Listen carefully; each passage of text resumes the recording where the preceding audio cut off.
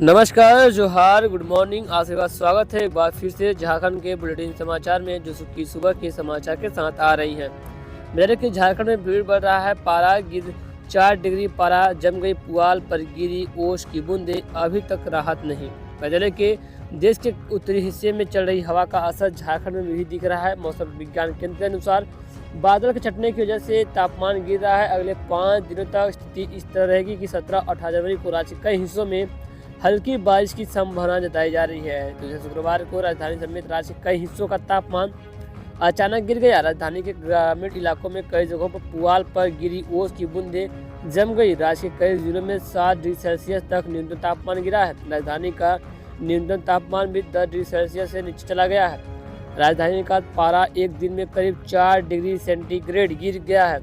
गढ़वा के शहरी क्षेत्र का तापमान 5 डिग्री सेल्सियस के आसपास पहुंच गया। तो मौसम विज्ञान केंद्र ने प्रभारी निदेशक अभिषेक आनंद के अनुसार अगले 5 दिनों तक मौसम शुष्क रहेगा। 17-18 जनवरी को बारिश हो सकती है। इस दौरान एक पश्चिमी विक्षोभ बन रहा है। 15 जनवरी से बादल के कारण तापमान बढ़ने लगेगा। तो वहीं बीआईटी सिंदरी को मिलेगा विश्वविद्यालय का दर्जा, बनेगी फैकल्टी डेवलपमेंट एकेडमी। झारखंड सरकार की बीआईटी सिंदरी को आईआईटी के समतुल्य बनाने व इसे विश्वविद्यालय का दर्जा दिलाने की कार्रवाई कर रही है, जबकि राज्य में उच्च व तकनीकी शिक्षा को बढ़ावा देने, गुणवत्तायुक्त शिक्षा तथा अनुसंधान के क्षेत्र में विकास के लिए कई महत्वाकांक्षी योजना लागू कर रही है। विद्यार्थियों को रोजगार के लिए प्रोत्साहित करने तथा उच्च शिक्षा के लिए कई फेलोशिप तथा प्रोत्साहन राशि देने का कार्य किया जा रहा है। जानकारी शुक्रवार को राज्य के उच्च तकनीकी शिक्षा विभाग के प्रधान सचिव राहुल पुरवार ने विभाग की प्रेस कॉन्फ्रेंस में दी। इस अवसर पर वो शिक्षा निदेशक गरिमा सिंह भी उपस्थित थी। श्री पुरवार ने कहा कि राज्य सरकार 5 करोड़ रुपए की लागत से नेतरहाट में एक राज्य स्थित एस्ट्रो पार्क स्थापित करने का निर्णय लिया है। वहीं बीआईटी सिंदरी परिसर में प्रथम श्रेणी का विज्ञान केंद्र स्थापित करने की भी योजना तैयार की गई है। 1680 करोड़ रुपए की अनुमानित राशि के साथ 5 सरकारी पॉलिटेक्निक में राष्ट्रीय विज्ञान संग्रहालय परिसर से साझेदारी का इनोवेशन के केंद्र स्थापित की जाएगी। तो झारखंड राज्य निर्वाचन आयोग ने लिखी चिट्ठी, नगर निकाय चुनाव के लिए तैयार है उपायुक्त। झारखंड निर्वाचन आयोग ने उच्च न्यायालय द्वारा नगर पालिका चुनाव कराने से संबंधित आदेश के मद्देनजर रखते हुए सभी उपायुक्तों सह जिला चुनाव अधिकारियों को पत्र लिखा है। उपायुक्तों को कहा गया है कि न्यायालय के आदेश के आलोक में राज्य के 48 नगर निकायों में चुनाव कराया जाना है। आयोग पूर्व में ही चुनाव के लिए सभी जिलों को मतदान सामग्रियां उपलब्ध करा चुका है। जिलों को उपलब्ध कराई गई सामग्रियों को छोड़कर अन्य सामग्रियों की व्यवस्था जिला चुनाव पदाधिकारियों की स्तर से की जानी है। इसके लिए चुनाव के पूर्व मतदान सामग्रियों की व्यवस्था व अन्य मदों में खर्च के लिए राशि की आवश्यकता का आकलन करना आवश्यक है। आयोग ने उपायुक्तों को नगर निकाय चुनाव के लिए मतदान सामग्रियों की व्यवस्था व अन्य मदों में व्यक्त भार का आकलन करते हुए नगर विकास विभाग को प्रेषित करने का निर्देश दिया है। राज्य निर्वाचन आयोग ने नगर निकाय चुनाव 2022-23 के लिए निर्गत निर्देशों को आगामी नगर निकाय चुनाव में भी प्रासंगिक बताया है। डॉक्टर निशिकांत दुबे को हाईकोर्ट से बड़ी राहत, 4 प्राथमिकी निरस्त। वर्ष 2021 में हुए मधुपुर उपचुनाव के दौरान आचार संहिता उल्लंघन व व्रत टूट करने के मामले में आरोपी गोंडा के सांसद डॉक्टर निशिकांत दुबे को झारखंड हाईकोर्ट से बड़ी राहत मिल गई है। हाईकोर्ट के जस्टिस अनिल कुमार चौधरी की अदालत ने उनकी ओर से दायर क्रिमिनल कैविसिंग याचिका पर सुनवाई की। मामले में सुनवाई पूरी होने के बाद अदालत ने याचिका को स्वीकार करते हुए दर्ज की गई 4 प्राथमिकी को निरस्त कर दिया। अदालत ने कहा कि जो आरोप लगाया गया है उसमें मामला नहीं बनता है। पूर्व में अदालत ने अंतरिम आदेश पारित कर प्रार्थी के खिलाफ पीड़ित कार्रवाई करने पर रोक भी लगाई थी। इससे पूर्व प्रार्थी की ओर से अधिवक्ता प्रशांत पल्लव, अधिवक्ता पार्थ जलाम ने पैरवी की। उन्होंने अदालत को बताया कि जो आरोप लगाया गया है उसमें कोई आपराधिक मामला अथवा चुनाव आचार संहिता उल्लंघन का कोई मामला नहीं बनता है। उन्होंने पुलिस द्वारा दर्ज प्राथमिकी को निरस्त करने का आग्रह किया है। उल्लेखनीय कि भारतीय प्रार्थी डॉक्टर निशिकांत दुबे की क्रिमिनल कैविसिंग याचिका दायर की थी। उन्होंने दर्ज प्राथमिकी को चुनौती देते हुए निरस्त करने की मांग की थी। एचईसी कर्मियों के चाय नाश्ता के लिए बाहर निकलने पर रोक लगाई। चले कि एचईसी में कार्यशील पूंजी के अभाव में पिछले 6 माह से उत्पादन लगभग ठप है। इसके बावजूद कर्मियों को 8 घंटे कारखाने में बैठकर ही समय व्यतीत करना पड़ रहा है। इस दौरान कर्मी गेट से बाहर नहीं निकल सकते हैं। प्लांट में इंडस्ट्रियल एक्ट का उल्लंघन किया जा रहा है। उक्त बातें एचईसी कामगार यूनियन के उपाध्यक्ष लालदेव सिंह ने कही। उन्होंने कहा कि एचईसी के प्लांटों को जेल में तब्दील कर दिया गया है। आर्थिक संकट के कारण कैंटीन बंद है। कर्मी चाय नाश्ता करने भी बाहर नहीं जा सकते हैं। प्रबंधन द्वारा उद्योग नीति का उल्लंघन किया जा रहा है। इसको लेकर आए दिन कर्मियों व सीआईएसएफ जनों के बीच विवाद होता है। उन्होंने कहा कि कंपनियों में मानव अधिकारों का भी उल्लंघन किया जा रहा है। 18 माह का वेतन बकाया होने के कर्मी त्रस्त हैं, लेकिन मानवाधिकार आयोग मौन है। तो दूसरी ओर बस, टेम्पो स्टैंड व सब्जी मंडी की 95 लाख में बंदोबस्ती। बजरे की देवघर में वित्तीय वर्ष 2024 और 25 के लिए देवघर नगर निगम की ओर से सब्जी मंडी, बस स्टैंड और टोटो, टेम्पो, मैजिक स्टैंड की बंदोबस्ती की गई है। इसमें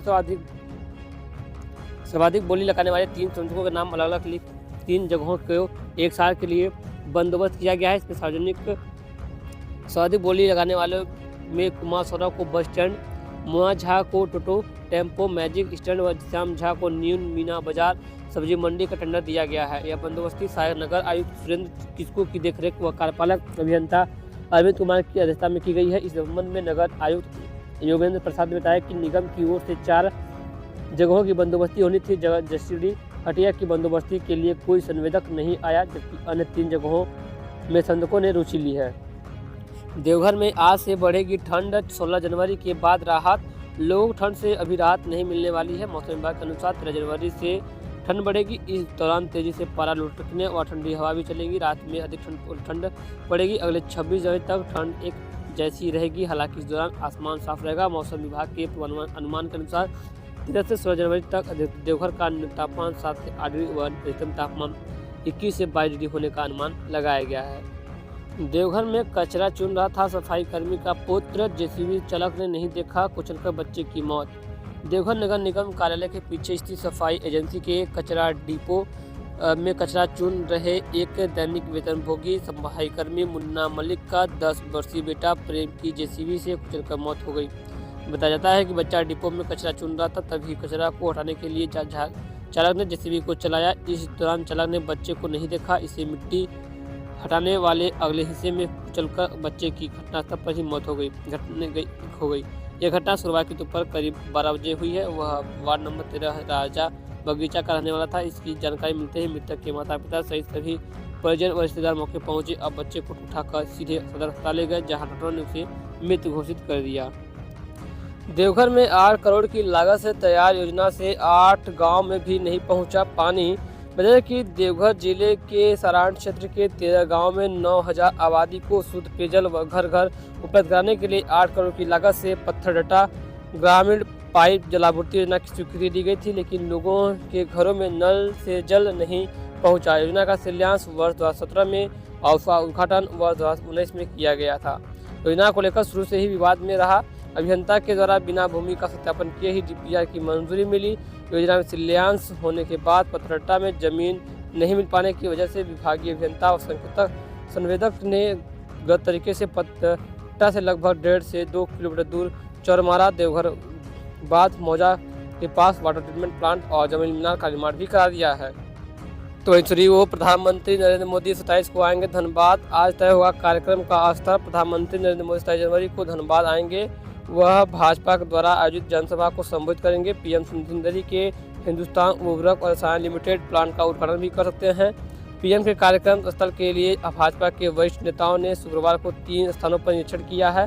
हालांकि अभी स्थल तय नहीं हुआ है। बलियापुर हवाई अड्डा मैदान में भी सभा होने की अधिक संभावना है। शनिवार शाम तक प्रदेश कार्यालय ने कार्यक्रम से जुड़ी रिपोर्ट मांगी है। प्रदेश महामंत्री सह राज्यसभा सदस्य आदित्य साहू ने शुक्रवार को पार्टी के जिला कार्यालय में पीएम नरेंद्र मोदी के 27 जनवरी के धनबाद दौरे की औपचारिक घोषणा की है। तो दूसरी ओर झारखंड के प्राथमिक शिक्षकों को हेडमास्टर बनने के लिए पास करना होगा टेट। चले के राज्य गठन के बाद झारखंड में पहली बार प्राथमिक व मध्य विद्यालय शिक्षकों की प्रोन्नति के लिए नियमावली बनाई जा रही है। स्कूली शिक्षा एवं स्वच्छता विभाग ने नियमावली का ड्राफ्ट जारी कर दिया है। शिक्षकों से नियमावली के ड्राफ्ट पर सुझाव मांगा गया। शिक्षकों की प्रोन्नति नियमावली बनने के बाद मध्य विद्यालय में प्रधानाध्यापक के रिक्त पदों पर प्रोन्नति की प्रक्रिया शुरू हो सकेगी। विभाग द्वारा तैयार ड्राफ्ट के अनुसार शिक्षा का अधिकार अधिनियम लागू होने के बाद कक्षा 1 से 5 में नियुक्त शिक्षक जो केवल कक्षा 1 से 5 के लिए ही झारखंड शिक्षक पात्रता परीक्षा सफल हैं को ग्रेड 7 में प्रोन्नति के लिए कक्षा 6 से 8 की शिक्षक पात्रता परीक्षा पास करना होगा। राज्य में शिक्षा का अधिकार अधिनियम लागू होने के बाद वर्ष 2015 और 16 में शिक्षकों की नियुक्ति हुई है। यह प्रावधान इससे पहले नियुक्ति शिक्षकों को प्रभावित नहीं होगा। नियमावली के अनुसार ग्रेड 4 में 5 वर्ष की सेवा पूरी करने पर शिक्षक ग्रेड 7 में पदोन्नति पा सकेंगे, परंतु वर्ष 2015-16 में नियुक्त शिक्षकों के लिए यह समय सीमा 10 वर्ष रखा गया है। नियमावली के अनुसार अगर 5 वर्ष की सेवा पूरी होने वाले शिक्षकों की संख्या पद की तुलना में कम पाई जाती है तो ग्रेड 4 में 5 वर्ष से कम सेवा देने वाले शिक्षकों को भी प्रधानाध्यापक के पद पर पदोन्नति दी जाएगी। यह प्रावधान वर्ष 2012 नियमावली के पूर्व नियुक्त शिक्षकों पर प्रभावी होगा। इसके लिए यह आवश्यक है कि शिक्षक 20 वर्ष की सेवा पूरी कर चुके हों। तो फिलहाल खबर बस इतना ही। एक गुजरात की तमाम बड़ी खबर जो कि सुबह के समाचार के साथ आज मुझे खबर पसंद करो, शेयर कीजिएगा, लाइक कीजिएगा, चैनल पर सब्सक्राइब जरूर कीजिएगा। तब तक के लिए जय हिंद, वंदे मातरम।